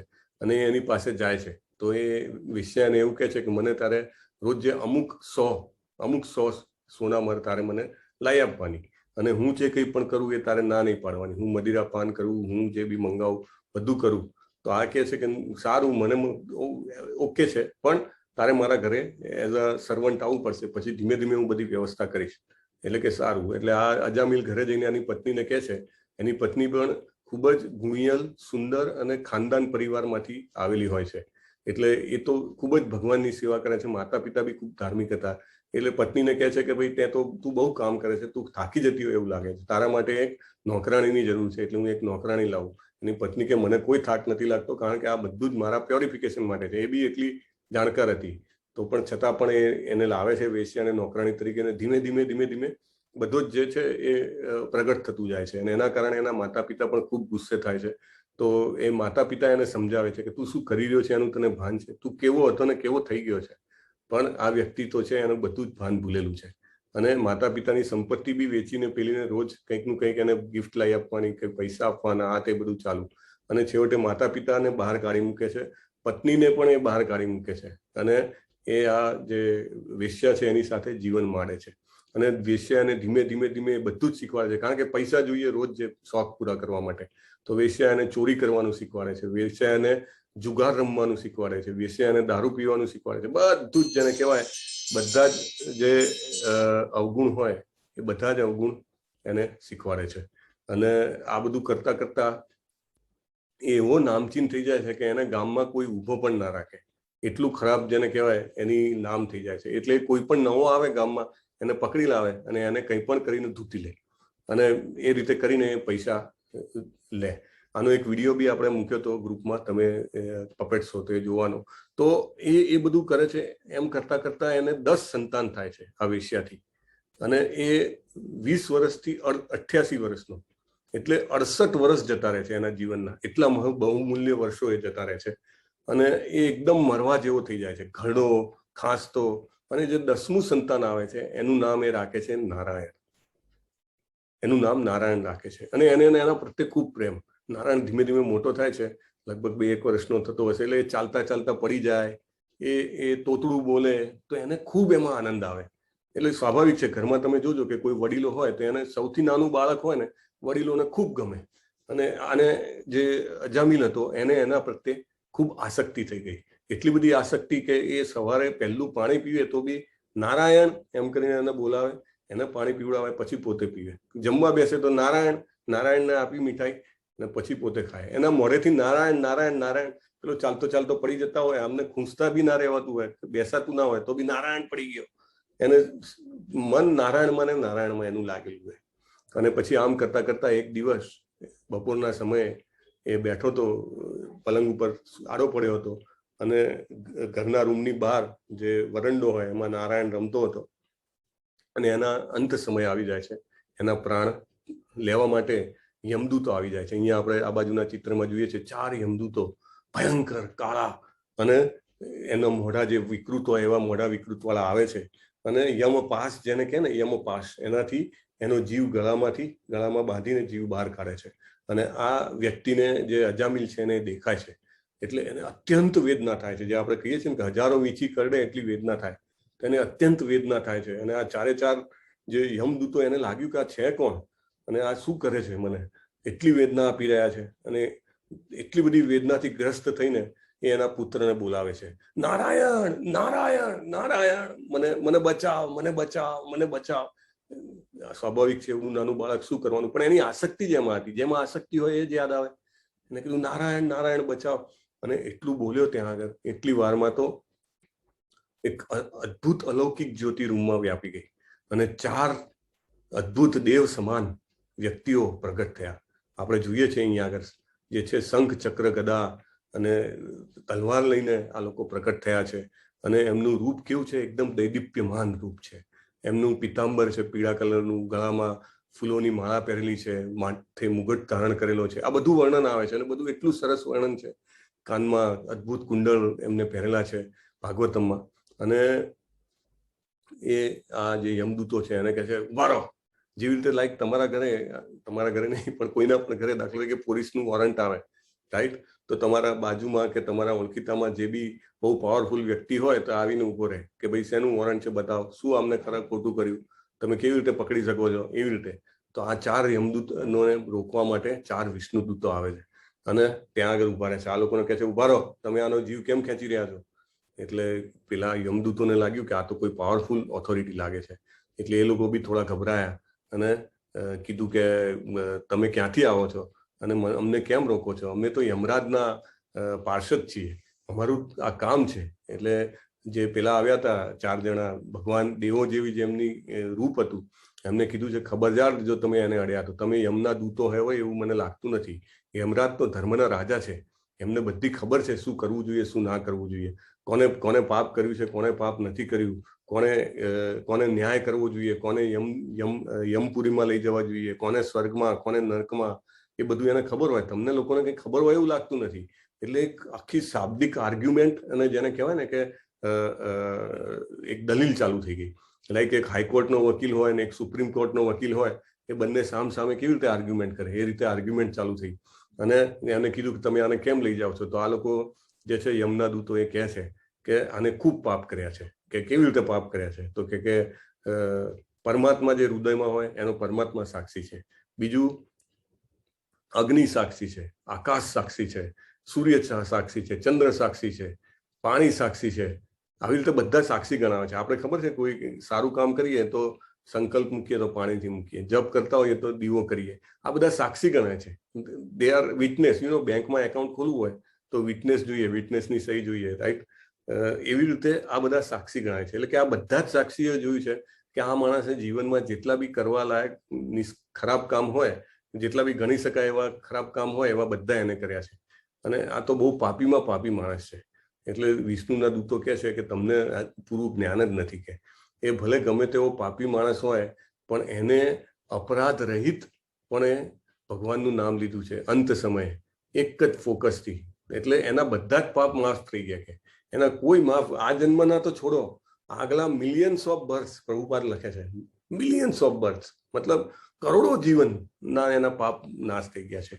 એટલે અત્યારે જ પવિત્ર થઈ ગયો છે કે જ્યારે એને આટલું આર્દ્રતાપૂર્વક એને ભગવાનનું નામ લીધું કોઈ પણ અપરાધ વગર, તો એનું અહીંયા આગળ જ જેને કહેવાય કે પવિત્રીકરણ થઈ ગયું છે. એટલે તમે આને કશું કરી શકો નહીં. તમને ખબર નથી કે આ અયોગ્ય છે. અને વિષ્ણુના જબરજસ્ત બંનેની વચ્ચે શાબ્દિક યુદ્ધ થાય છે. અને છેલ્લે જે યમના દૂતો છે એ આમનું માની, વિષ્ણુ દૂતોનું માની અને છોડીને જતા રહે છે. એના આત્માને છોડી દે છે અને જતા રહે છે. યમરાજા પાસે જઈને યમરાજાને કમ્પ્લેન કરે છે, બધું આવે છે. અને યમરાજા એમને સમજાવે છે કે ભવિષ્યમાં કદી આવું કરવું નહીં. જ્યાં વિષ્ણુના દૂતો આવ્યા હોય ત્યાં આગળથી તમારે નીકળી જવું. જે માણસ ભગવાનનું નામ લે અંત સમયે એને તારે ટચ બી ના કરવું, એવું કહે છે. અને એ બધું પછીની વાત છે. પણ વિષ્ણુના દૂતો પણ રોકાતા નથી, એ બી ઇમિડિયેટલી નીકળી જાય છે. આપણા જીવનમાં આપણને એવું થાય આ બધી વાર્તા છે, આપણા જીવનમાં ક્યાં વિષ્ણુ દૂતો આવે છે કે આપણે જોયા છે? વિષ્ણુદૂત કોણ છે? ભગવાનના ભક્તો છે. અને આપણા જીવનમાં પણ આપણને આવી જ રીતે ઊંઘમાંથી ઉઠાડવા માટે આવી જાય છે. લાઈક નામાનિષ્ઠા પ્રભુએ આ ગીતાનો યજ્ઞ કર્યો છે. તો જેવી રીતે અનેક જીવન, હું મારું પોતાનું વિચારું તો ક્યારેક હું એમના ટચમાં આવ્યો, હું પણ એવી જ જીવન જે જીતો હતો, એમાંથી મને એમ થયું કે ના, મારે સારું જીવન જીવવું જોઈએ. એવી જ રીતે આપણા બધાના પાસે વિષ્ણુદૂત જે આવે છે એ કોઈ નહીં પણ ભગવાનના ભક્ત છે. અને ચૈતન્ય ચરિતામૃતમાં તો એટલું બધું ડિટેલમાં લખેલું છે કે આખી બધા જ શાસ્ત્રોનો નિચોડ જો હોય ને કોઈ, તો એ છે સત્સંગ. ભક્તનો સત્સંગ મળે, સાચા ભક્તનો, સારા ભક્તનો સત્સંગ મળે તો એ બધા જ તમે પુણ્ય કાર્ય કરવા હોય એનો ફળ છે એવું માનવું. અને એના કારણે શું થાય કે તમારું બધું જ જે પાપ હોય, અનેક જન્મોનું પાપ હોય, નાશ પામે. આને ખાલી વિષ્ણુદૂતના દર્શન કર્યા અને તરત જતા રહ્યા. એટલા માટે જતા રહ્યા કે એને વિરહ અનુભવાય. જેવા આ લોકો ગયા એટલે એનો આત્મા તો આ લોકોએ છોડી દીધો, કારણ કે પુણ્ય એ પાપમાંથી એ નિષ્પાપ થઈ ગયો. એટલે એને જીવનની અવધિ વધી ગઈ. આ બી એક ઇમ્પોર્ટન્ટ પોઈન્ટ છે. જીવનની અવધિ કેવી રીતે વધે કે જેટલું પાપ ઓછું થાય એટલી અવધિ પણ વધતી હોય છે. હવે આને વિષ્ણુ લોકમાં જવા જેટલી તો એને નામ નહોતું લીધું, એટલે વિષ્ણુ દૂતો એને લઈ તો નતા જતા શકતા. પણ એના દર્શન એને કર્યા, એનાથી એ નિષ્પાપ થઈ ગયો. અને એને થયું કે હું પછી જાગ્યો હતો કે હું સ્વપ્ન જોતો હતો કે કંઈ સાચું હતું. પછી એને લાગ્યું કે નહીં, વાત તો ખોટી નહોતી, મારું મૃત્યુ આવી ગયું હતું પણ હું એમાંથી છું. અને પછી એ નક્કી કરે છે કે મેં મારા જીવનમાં કેટલા પાપ કર્યા, મારા મા બાપને મેં આવા પવિત્ર મા બાપની મેં સેવા ના કરી. એકચ્યુઅલી શાસ્ત્રોમાં લખ્યું છે, વડીલો છે, તમારા ઘરમાં સ્ત્રી છે, બાળકો છે, સાધુ સંત છે, એ બધાનું એઝ અ ગૃહસ્થ આપણા ઉપર ઋણ હોય છે. એટલે આપણે એને સાચવવા માટે કે એને પ્રોટેક્શન આપવા માટે કે એની સેવા કરવા માટે જે કરવું પડે એ કરવું જોઈએ. એનાથી એક આપણું પવિત્રીકરણ થાય છે. એટલે કે મેં આ કશું કર્યું નથી, મારી સાધુ ચરિત્ર પત્ની હતી એને બી મેં કાઢી મૂકી. એટલે કે મારા જેવો પાપી કોઈ છે જ નહીં. અને મેં જેના હાથનું અન્ન ખાધું એનામાં બધા જ દુર્ગુણો છે. તમે જેના હાથનું અન્ન ખાતા હો આજકાલ તો બધું લોકો બહાર ખાતા હોય છે, પણ અને that is a separate topic in itself. પણ એવું છે કે જેના હાથનું ખાઓ અને જેવા વિચારોમાં એણે બનાવ્યું હોય એવા વિચારો આપણને આવે. એટલે કે એના કારણે મારી મતિ પણ ભ્રષ્ટ થઈ ગઈ. પણ હવે હું એક પણ સમય એક પણ પળ નહીં બગાડું. અને બધું જ છોડીને એ હરિદ્વાર જાય છે, વિષ્ણુ મંદિરની બાજુમાં એ રહે છે અને ભગવાનનું અવિરત જપ કરે છે અને શુદ્ધ નામ લે છે. અને જ્યારે એના મૃત્યુનો સમય આવે છે ત્યારે અહીંયા જુઓ છો તમે, બૃહદ ભાગવતામૃતમાં તો અદ્ભુત વર્ણન છે આનું, કે સોનાના વિમાન લઈને વિષ્ણુદૂતો આવ્યા છે શંખ ચક્ર ગદા સાથે. અને એનું જાણે પેલું સેરેમની હોય ને, શંખ વગાડીને એને વાદિંત્ર વગાડીને એનું સ્વાગત કરે છે અને એને ભગવાનના ધામમાં લઈ જાય છે. ત્યાં આગળ તો એવું કહે છે કે ભગવાન એમના એક મિત્ર જે હતા આવી રીતે એમને છોડીને સંસારના ભોગ માટે જતા રહ્યા, તેના માટે વેટ કરે છે. એ જયારે પાછા આવવાના હોય છે ત્યારે ભગવાન એટલા આંટા મારતા હોય છે, વિષ્ણુદૂતો એ જોઈને એ છક થઈ જાય છે કે આ ભગવાન કેમ આટલા બધા એમાં જેને કહેવાય ને કે કોઈ આવવાનું હોય ને આપણે કેટલા બધા એમાં સ્ટ્રેસમાં આવીએ અથવા તો કેટલા બધા આનંદમાં આવીએ, એટલા બધા ભગવાન અશાંત લાગે છે. પણ એ જેવો આવ્યો છે એવું ભગવાન તરત જ એને ભેટે છે એમના મિત્રને. એટલે એ એક સ્ટોરી છે. પણ બેક ટુ ધી સ્ટોરી કે અલ્ટિમેટલી એનો ઉદ્ધાર થાય છે. 9માં મનુષ્યને જોઈએ કે પરમ પુરુષોત્તમનું ધ્યાન સર્વજ્ઞ પુરાતન નિયંતા લઘુત્તમથી પણ લઘુત્તર સર્વના પાલન કરતા સમસ્ત ભૌતિક પ્રકૃતિ પરે અચિંત્ય તથા નિત્ય પુરુષના રૂપમાં કરે. ભગવાન કેટલા સુંદર છે તમે અહીંયા જોઈ શકો છો. કંદર્પ કોટિ કમનીય, હજારો કંદર્પ એટલે કામદેવ જે છે જે આખી દુનિયાને મોહિત કરતા હોય છે, એવા હજારો કામદેવને પણ મોહિત કરનારું ભગવાનનું સ્વરૂપ છે. અને બધા જ બ્રહ્માજી જુઓ એ વિષ્ણુજીનું ધ્યાન ધરે છે, મહાદેવજી છે એ બી ભગવાનનું ધ્યાન ધરે છે, સંકર્ષણ સ્વરૂપ કહેવાય છે, એમનું ધ્યાન ધરે છે. તો ભગવાન કહે છે કે મને પ્રાપ્ત કર્યા પછી મહાપુરુષ કે જેઓ ભક્તિ યોગી છે તેઓ દુઃખમય એવા ક્ષણભંગુર જગતમાં પાછા આવતા નથી, કારણ કે તેમને પરમ સિદ્ધિ પ્રાપ્ત કરી હોય છે. એટલે આપણે પાછા ના આવવું હોય તો ભગવાનની ભક્તિ કરવાની. Most important point. મૂળભૂત સવાલ છે કે સુખ એટલે શું? તો બાળકો પરીક્ષા માટે, પરીક્ષા પછીનો દિવસ છે, વયસ્ક માટે રવિવાર છે, કેદી માટે સમયગાળો જ્યારે સજામાંથી મુક્તિ આપે, અને દૂરદર્શન કોઈને ટીવી જોવામાં લાગે. પણ આ બધા કરતા ખરેખર આવું બધું વિચારનારા ઘણા છે. દુઃખથી ભરેલા વિશ્વમાં આપણે ફક્ત પીડાથી થોડી સુખને જોઈએ છે. લાઈક કોઈ મૂવી જોવા જઈએ તો થોડો ટાઈમ માટે આપણે આપણા દુઃખને ભૂલી જઈએ, રાઈટ? કોઈ વાર્તા વાંચીએ તો કે એ ટાઈમે ભૂલી જઈએ આપણે, કે રજા પડે ને કંઈક બહાર નીકળી જઈએ તો આપણે દુઃખને ભૂલી જઈએ. પણ ઇઝ ધેટ સુખ? એ સુખ નથી. એ ખાલી દુઃખને ભૂલવાનો ટાઈમ છે બસ. Otherwise it is not the happiness. Happiness, સાચી સુખ છે એ ભગવાનના ધામમાં છે. આપણે જસ્ટ દુઃખથી દૂર જવાનો પ્રયત્ન કરીએ છીએ, ફરવા જઈએ કે ગમે તે કરીએ. 16મા શ્લોકમાં ભગવાન કહે છે કે આ ભૌતિક જગતમાં સર્વોચ્ચ લોકથી માંડીને નિમ્નતમ સુધીના બધા જ દુઃખના સ્થાન છે, જ્યાં વારંવાર જન્મ ને મરણ થયા કરે છે. હે કુંતી પુત્ર, જે મનુષ્ય મારા ધામને પામે છે કદાપી પુનર્જન્મ પામતો નથી. રાઈટ? તો આ પુનર્જન્મ થતો નથી. 19મા શ્લોકમાં માનવી ગુણના અનુસાર 1000 યુગ મગનીને ભગવાનનો બ્રહ્માનો એક દિવસ થાય છે. રાત્રિ પણ એટલી લાંબી છે. અને બ્રહ્માજીનો જયારે દિવસ પૂરો થાય ને ત્યારે નીચેના જેટલા લોક છે પૃથ્વીની નીચેના, એ બધા જ માં પ્રલય થઈ જાય છે. એટલે બધા જ જે જીવો હોય છે એ અવ્યક્ત દશાને પામે છે. પછી જ્યારે એમનો દિવસ ઉદય પામે ત્યારે બધા પાછા પ્રગટ થાય. ત્યાં સુધી એ લોકો અસહાયપણે નાશ પામે છે. એટલે આપણે બિફોર ભગવાનની રાત્રિ થાય એ પહેલા આપણે ભગવાનના ધામમાં જતું રહેવું જોઈએ. આ સિવાય એક અન્ય અવ્યક્ત પ્રકૃતિ છે જે શાશ્વત છે. વ્યક્ત અને અવ્યક્ત બંને પદાર્થથી જે પરે છે, અને ભૌતિક જગતનું બધું નાશ પામે ત્યારે પણ એ તેમનું તેમ રહે છે. એ કોણ છે? ભગવાનનું આધ્યાત્મિક જગત છે. ત્યારે બધો જ પ્રલય થાય. આ બ્રહ્માના દિવસ પૂરો થાય ત્યારે એક નાનો પ્રલય થાય. ત્યારે નીચેના બધા જે લોક છે એ બધા નાશ પામે. અને બ્રહ્માનો જ્યારે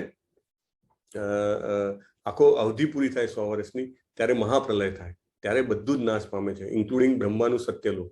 પણ ત્યારે પણ આધ્યાત્મિક લોક છે એ હંમેશા હોય છે ત્યાં આગળ. આ જે છે એ now we will take maybe maximum 7 to 8 minutes.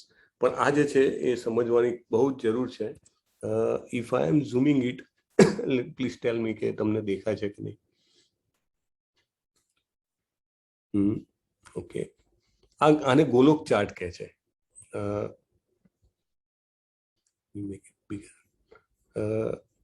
આપણે ક્યાં છીએ એકચ્યુઅલી અત્યારે એ આમાં બતાવે છે. Where are we? ઓકે. આપણે સમજવું જોઈએ ને કે આપણું લોકેશન ક્યાં છે, વેર આર વી, તો આપણને આગળ ક્યાં જવું એ ખબર પડે, રાઈટ? ઓકે, આપણે જે છીએ એ ઝૂમ કેવી રીતે થાય છે?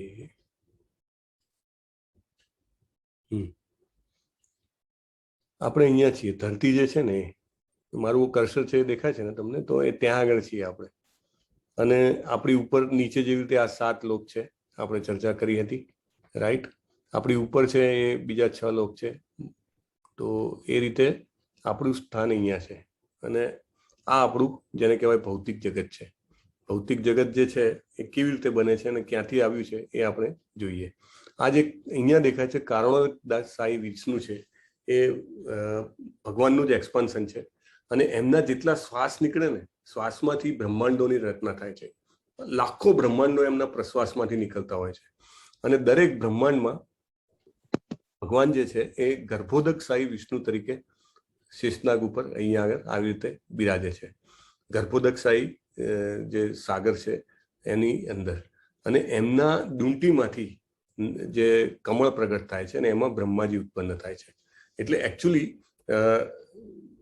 આ જે વસ્તુ છે, તમે આમાં બી એક પોઈન્ટ છે કે સામાન્ય મનુષ્ય પોતાની દ્રષ્ટિ માત્રથી પોતાની પત્નીને ગર્ભવતી ન કરી શકે, જ્યારે ભગવાન જે છે એ પોતાની દ્રષ્ટિ માત્રથી, જેવી રીતે અહીંયા આગળ તમે જુઓ છો કે કારણોદક સાઈ વિષ્ણુ જે છે એ દ્રષ્ટિ માત્રથી આટલા બધા જે છે બ્રહ્માંડની રચના કરે છે.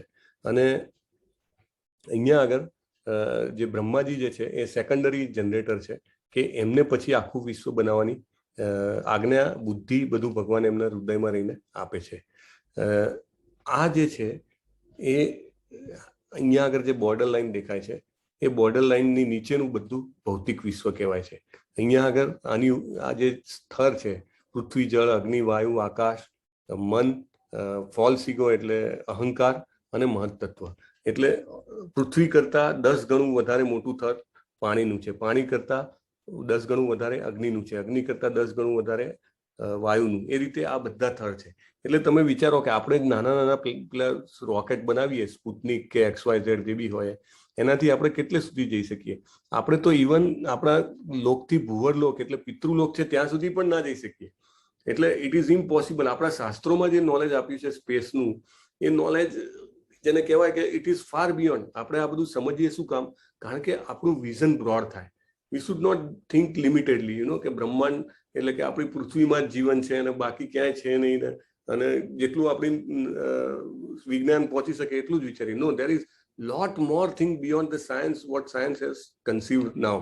એટલે આખું જેને કહેવાય કે રચના છે વિશ્વની, બ્રહ્માંડની જે બનાવી છે. અને પછી જો આપણે એમાં ફર્ધર આગળ જોઈએ, આમાં શંભુ પણ દેખાય છે. અને પછી જો આપણે ભગવાનની ભક્તિ કરીએ તો we can still know further more. અને sorry, how can I go up? Sorry.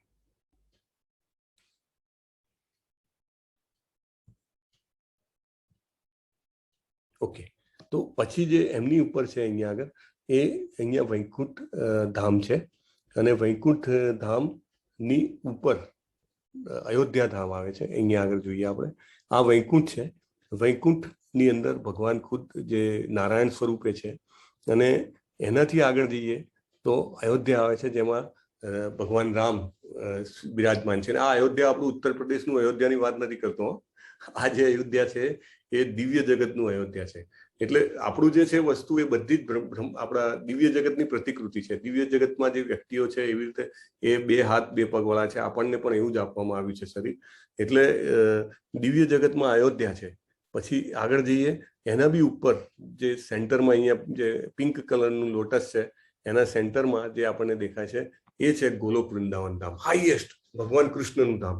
અને ગોલોક વૃંદાવન ધામમાં ભગવાન જે મુખ્ય રસ છે એ વાત્સલ્ય, માધુર્ય અને સાખ્ય, એ રસનો ભોગ કરે છે. આપણે ખૂબ ભગવાનના નામનો જપ કરીએ અને ભગવાનની કૃપા પ્રાપ્ત થાય તો આપણે એ ધામમાં જઈ મળે. હવે એ ધામમાં જવાનું બેનિફિટ શું છે કે એ ધામ છે ને, લાઈક તમે સમજો કે તમે ડોક્ટર છો અને ડોક્ટર ઘરમાં કેવો હોય? ડોક્ટરને ઘરમાં કોઈ એવું કે ડોક્ટર XYZ ઘરમાં શું કે એને પપ્પા કે કોઈ એને ભાઈ કે એવી રીતે બોલાવે. એવી રીતે આ ભગવાનનું ઘર છે. એટલે અહીંયા આગળ કોઈને ખબર નથી કે ભગવાન ભગવાન છે, બટ કોઈના એ મિત્ર છે, કોઈના એ પ્રેમી છે, કોઈના એ પુત્ર છે. તો એ ત્યાં આગળ આપણને કોઈ પણ રસમાં જવા મળે તો આપણે ભગવાનને એવી રીતે જાણે કુટુંબના સભ્ય હોય એ રીતે આપણે એમની સાથે રહી શકીએ, એમની સેવા કરી શકીએ અને બધો જ આનંદ મળી શકે. ચિંતામણી પ્રખર સદ્મ સુકલ્પ વૃક્ષ, ત્યાં આગળ ચિંતામણી તો રસ્તામાં ફેલાયેલા છે. બધા ઝાડ છે કલ્પ વૃક્ષ છે. ગાયો છે એ બધી સુરભી ગાયો છે.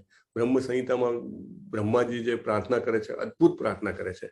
અને એમાંથી જેમ આવીએલા એક મથુરા છે, જગન્નાથપુરી છે અને દ્વારિકા છે. આખું આના ઉપરના એકચ્યુઅલી 1.5 કલાકના 4 સેશન છે. ઇસ્કોન મંગલુરુની વેબસાઇટ પર પણ તમને મળશે, હિન્દી ઇંગ્લિશ બધામાં. તો એ જાણો તો એનાથી આપણને રિયલાઇઝ થાય કે આપણું લક્ષ્ય શું હોવું જોઈએ. કે લોકો કે તમારે ગોલોક જવું જોઈએ, ગોલોક જવું શું કામ જવું જોઈએ? ગોલોક વૃંદાવન તમે જાઓ તો ત્યાં આગળ ભગવાનની સાથે કૌટુંબિક સંબંધ છે. જ્યારે વૈકુંઠ છે એ ભગવાનની ઓફિસ છે. ઓફિસમાં કેમ સૂટ બૂટ તૈયાર થઈને માણસ જતો હોય, તો એ વૈકુંઠ છે. વૈકુંઠ બી ભગવાનનું જ ધામ છે, પણ વધારે એનું જેનો ટોપ મોસ્ટ છે એ ગોલોક વૃંદાવન છે. So that is wear we should try. અને તમે અહીંયા આગળ જોશો ને તો એક અહીંયા આગળથી જે આ લાઈન નીકળે છે ને એ નાદ બ્રહ્મ જેને કહેવાય, ગોલોક વૃંદાવન ધામમાંથી નીકળીને હરે કૃષ્ણ મહામંત્રની જે આજે આજે આજે સાઉન્ડ વાઇબ્રેશન્સ છે એ આ રીતે અહીંયા આગળથી આમ પાસ થઈ, અહીંયા આગળથી વૈકુંઠમાંથી થઈ અને છેવટે આપણા ધામમાં આવે છે. તો આપણે ત્યાં જવું હોય તો શું કરવું પડે કે આ નાદ બ્રહ્મ જે છે, આ જે મહામંત્ર છે એનો સહારો લેવો પડે. ચૈતન્ય મહાપ્રભુ પણ દરેક કલયુગમાં નથી આવતા. આ કલયુગ આપણને સુવર્ણ કલયુગ કહેવાય છે, આને ગોલ્ડન કલી. કેમ? તો કે આ કલયુગમાં જ એમને જન્મ લીધો. બ્રહ્માના એક દિવસમાં એક જ વાર આવે છે ચૈતન્ય મહાપ્રભુ હરે કૃષ્ણ મહામંત્ર આપવા માટે. ને એ મહામંત્રની દોરી આપણે પકડી રાખીએ તો આપણું સીધું transgression it can go to Goloka Vrindavan. Hari બોલ. અને ત્યાં જઈએ તો આ બધા સંબંધ રહેવા મળે. લાઈક આ જે શાંત રસ છે એ બી ઇમ્પોર્ટન્ટ છે. ભગવાનની ગાય છે કાં તો નદી છે, અને ત્યાં બધું દિવ્ય હોય છે. ઝાડ હોય તો ઝાડ બી બોલી શકે, ઝાડ બી બધા જ અનુભવ કરી શકે. ભગવાનના ધામમાં બધું દિવ્ય છે. પથ્થર પણ દિવ્ય હોય, જેના ઉપર ભગવાન પગ મૂકે કે માથું મૂકીને સુવે. આ બધા પક્ષીઓ છે એ બધું દિવ્ય છે. લાઈક ભગવાનની ગાય છે, ભગવાનની માતાજી છે. ભગવાનના માતા બનો તો ભગવાન જોડને તમે કંટ્રોલ કરી શકો, એટલું બધું છે. મુકુંદ માલા સ્તોત્ર જે પ્રભુપાદે ટ્રાન્સફર કર્યો છે આપણા માટે બહુ સરસ અદ્ભુત પ્રાર્થનાઓ છે. જે અલવર છે સાઉથના, એમની પ્રાર્થના એમને લખેલું છે. તો જે આ રાજા હતા એ જે ભગવાનને પ્રાર્થના કરે છે કે કૃપા કરી મારા મનને તમારા કમલના ફૂલ જેવા પગમાં ઉપજ આપવા દો.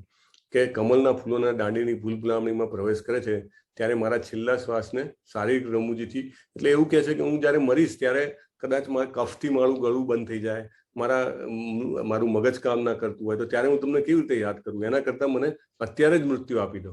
એ બહુ ઊંચું છે લેવલ, આપણે એવું વિચારવાનું નથી.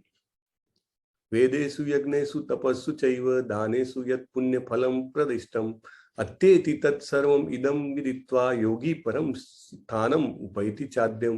જે મનુષ્ય ભક્તિમય સેવાના માર્ગનો સ્વીકાર કરે છે એને શું થાય છે કે કેવળ ભક્તિ કરવાથી તપ, યજ્ઞ, દાન બધાના ફળ પ્રાપ્ત થાય છે. તમને કાલે પેલા પરમ દિવસે પેલા ભાઈ બી પૂછતા હતા કે હું કોઈ XYZ કામ કરું છું અથવા ધર્મ કરું છું, હવે આને છોડી દેવો કે નહીં? પણ બધા જ ધર્મો, બધા જ પ્રકારના તપ અને બધા જ પ્રકારના દાન, બધા જ પ્રકારના યજ્ઞ, વેદોનું વાંચવાનું, બધાનું ફળ તમને ભગવાનની ભક્તિથી મળે છે. એટલે બિલકુલ ચિંતા રાખ્યા વગર ભગવાનના પગ પકડી લેવાના. હવે આપણને ખબર પડી છે. તો આ રીતે આ અધ્યાય જે છે એ અહીંયા પૂર્ણ થાય છે. પહેલા 4 શ્લોકમાં અર્જુનના 8 પ્રશ્નોમાંથી 7ના જવાબ આપે છે ભગવાન. પછી મૃત્યુ સમય કેમ સ્મરણ કરવું એ કહે છે. પછી યોગ મિશ્ર ભક્તિ દ્વારા કૃષ્ણનું સ્મરણ કરવું એ કહે છે. શુદ્ધ ભક્તિ દ્વારા, અને ભગવાને કીધું છે આ દુનિયા શું છે? દુઃખાલયમાં શાશ્વતમ. આપણે સમજીએ કે અહીંયા મજા કરવા આવ્યા છીએ. ભગવાનના પોતાના શબ્દો છે, અને ભગવદ્ ગીતાને આપણે માન આપીએ તો એ શબ્દોને આપણે એઝ ઇટ ઇઝ સ્વીકારવા જોઈએ કે ગમે તે કરો તો અલ્ટિમેટલી દુઃખ છે અને અશાશ્વતમ છે. કંઈ બી સુખ મળશે તો એકદમ અશાશ્વત, થોડા સમયનું છે. તો શું કરવું જોઈએ? શુદ્ધ ભક્તિ દ્વારા કૃષ્ણનું સ્મરણ કરવું જોઈએ. અને પછી ભગવાન ભૌતિક જગત અને આધ્યાત્મિક જગત વચ્ચેનો ફેર સમજાવે છે. અને છેલ્લે કહે છે કે કૃષ્ણ ભાવનામૃત પ્રાપ્ત કરવામાં શુદ્ધ ભક્તિની સર્વોચ્ચતા આવેલી છે. તો આ રીતે આ અધ્યાય પૂર્ણ થાય છે. Thank you very much. આપણે